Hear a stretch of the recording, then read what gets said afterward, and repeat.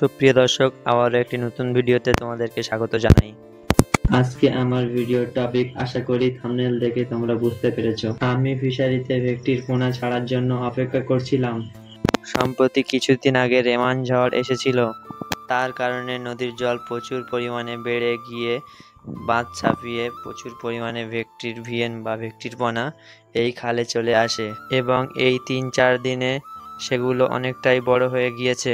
তোমরা দেখতে পাচ্ছ এই কালো কালো বাচ্চাগুলো ভেটকি মাছের পোনা এবং এলাকার বাচ্চারা সেগুলো ছাঁকনি জাল দিয়ে ধরছে এবং আমি সেগুলো ৫ টাকা পিস দিয়ে বাচ্চাদের থেকে কালেক্ট করব এবং সেগুলো কালেক্ট করা হয়ে গেলে আমি সেগুলো নিয়ে আমার ফিশারিতে ছাড়বো এবং মাছগুলো ৫ থেকে ৬ মাসের মধ্যে ১ থেকে ২ কেজি ওয়েটের মধ্যে চলে আসবে এবং ফিশারিতে প্রচুর পরিমাণে সাদা মাছ ছাড়া আছে যেগুলো এই মাছগুলো খাবে।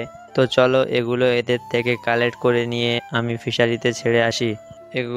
এগুলো ছাড়ার জন্য আমি এগুলো ডিশে ঢেলে নিয়ে এবং এগুলো এদের থেকে গুনতি করে আমি ফিশারিতে ছেড়ে আসব। তো ভিউয়ার্স, এই যে দেখতে পাচ্ছ এটাই আমার ঘেরি। তো এই ঘেরে আমি সম্প্রতি মাছগুলো ছেড়ে দেবো এখন। তো ভিউয়ার্স, ভিডিওটা বেশি লম্বা করব না। ভিডিও ভালো লাগলে লাইক, কমেন্ট, শেয়ার করো এবং চ্যানেলটি সাবস্ক্রাইব করে ছোট ভাই।